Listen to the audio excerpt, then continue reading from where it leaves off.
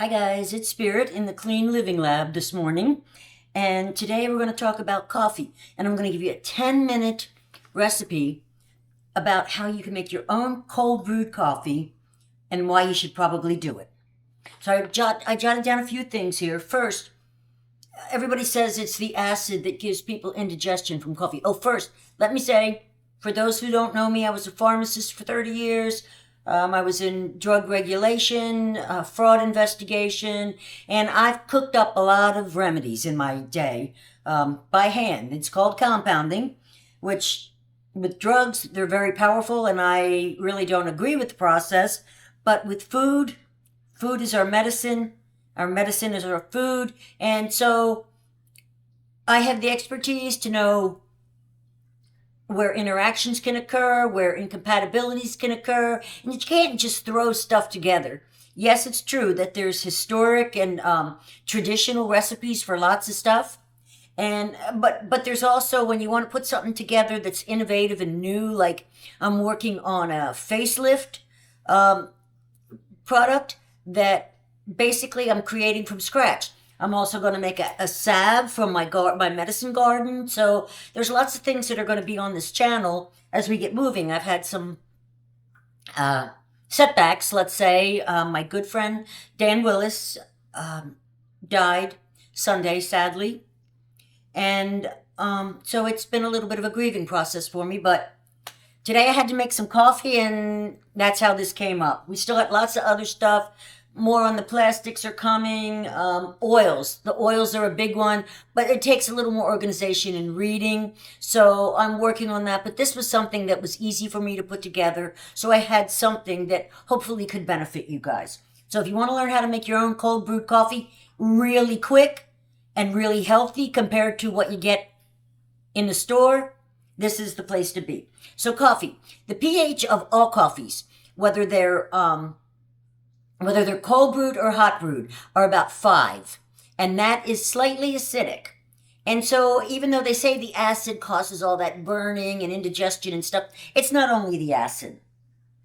What actually happens is coffee in itself triggers our own body. In addition to its 5 pH, it triggers our own body to produce more hydrochloric acid in our gut. So that's one issue. It does make our whole body more acid, which is not cool. But also what it does is it causes the junction. It's actually a sphincter, a rubber band like sphincter between our stomach and our esophagus. It causes that to stretch out and relax. And what happens then is that acid comes up through the stomach into the esophagus, causes reflux and all of these issues. If you're having a lot of reflux issues and you drink coffee, please, you need to stop or you need to adapt. Okay, so now I'm going to tell you how to do that. So it relaxes that pyloric sphincter, and the more and more that's relaxed, it's like a rubber band. Stretch, stretch, stretch it out, and eventually it loses its elasticity. So that's what's happening with a lot of people. We've been drinking coffee since we were probably, in our 20s. And that constant stuff has been stretching out that sphincter between our stomach and our esophagus. Also, coffee stimulates bowel movements.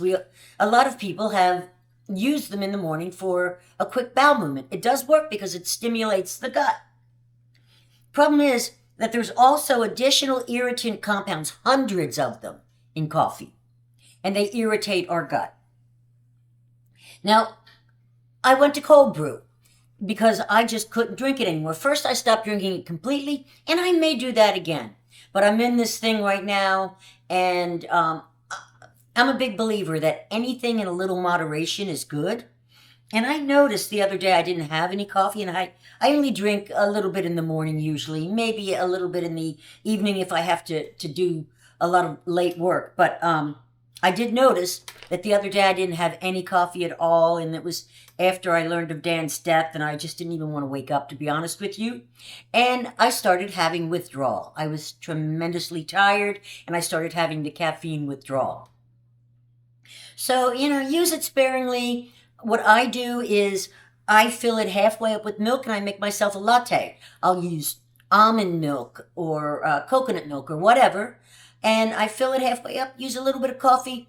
This stuff has got plenty of caffeine in it for you, and you're going to see in a minute that you really don't need to drink cups and cups and cups of black coffee. Try and taper off of it, and maybe this will be one way that you can keep some moderation and still enjoy your coffee. So we're going to make cold brew. It's easy as heck.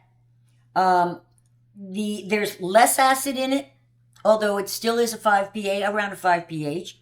And there's many fewer of those irritant compounds that I told you, that hundreds of additional ones are in there, the tannins and all that stuff.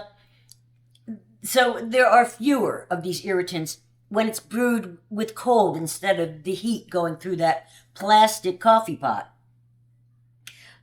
It's less bitter, and it's usually better tolerated. So here's my advice if you're having indigestion problems, even if you're not yet, it's better to drink a cold brew than hot coffee, and it's better to have dark roast than other coffees. So you want to have your coffee, if you have it, with some sort of food that kind of like a buffer in your body, that food. And that acid that's being stimulated is being used up with the food that just went down with it. So have it with your breakfast instead of on an empty stomach. And then you can also use lower caffeine options. You can even use decaf, but you're still going to have the same effects in many ways. It might just be less. Here's the other thing. The reason that got me on this cold brew, in addition to the indigestion, I thought, well, let me just buy some of this cold brew cans, okay? They make them very tasty and all that stuff, but I've become so suspicious of everything that is pre-made by anybody. I don't care who. So I started looking into it. And sure enough, even when you buy the cold brewed coffee in the cans, those cans they must be lined with plastics. Almost all aluminum cans have a plastic lining. They used to use these heavy epoxy coatings with BPA in them. Many, in fact, a good portion of them, have switched, but they're still using plastic coatings. They must, and are using different plastic coatings inside those cans. I'm going to upload a video about that that I also did on the Ex-Pharmacist channel a year or so ago. But these it's nearly impossible to find a can, especially with coffee in it, and anything just about, because the acidity of the cans corrodes the aluminum, the acidity of the components, and that's the coffee, we know, and other things. So let's say it was tomato sauce, okay, in a can. My gram used to use tomatoes in a can all the time. They're lined with plastic. I don't know if they were back then, but if they weren't, they were pulling aluminum, and now they've lined it with plastic, and now it's pulling plastics into it. I like coffee in my glass, okay? I don't use any cans in the process. And even if you buy, there's a couple that are in glass that you can buy. They're a better choice than cans if you choose not to make your own. But during the manufacturing process, there's also plastics in those bottled ones. So the only way to avoid them, or let's say minimize them, is to make it yourself. Let me show you how easy it is, guys. So this is my coffee. I move it all from those plastic bags, and they're not really plastic, but they are lined with something that I don't like. So what I do is I take my coffee, my dark roast, 2 cups. I bought these gallon jugs. I'll link them in the description for you. And I know it seems like a lot, but it's lasted me a long time. 2 cups, like that. I fill it up to right under the rim with my filtered water.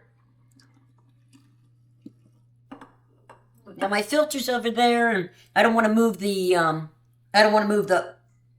camera and stuff. So just know that fill that up with your filtered water after 2 cups. Put the lid on. Shake it all up. and you let it sit in the fridge for 2 days. We have a fridge in our garage, and I keep 2 of these, a backup. So I bought 2 of these gallon jugs. I make one when one gets empty. The other one is brewing for 2 days in there. After it's done, I pour it into this. And one of these gallons here make 2 of these containers, which last me a long time. So that's, after it's 2 days old, I move some into here. If I don't need it yet, I let it keep brewing. Move it into here. I take my little bottle that I use here.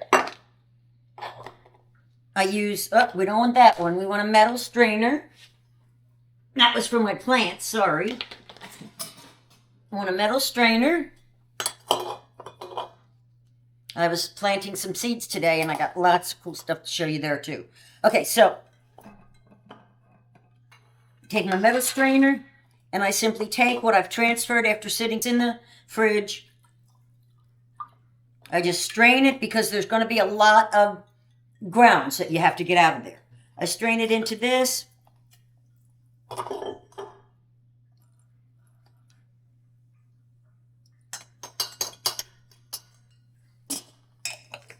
Put my little top on. There's my cold brewed coffee that goes in this indoor fridge, and I drink it. I don't drink a whole lot. Like I said, I like lattes because that dilutes the coffee. Put it in there. There's my cold brew coffee.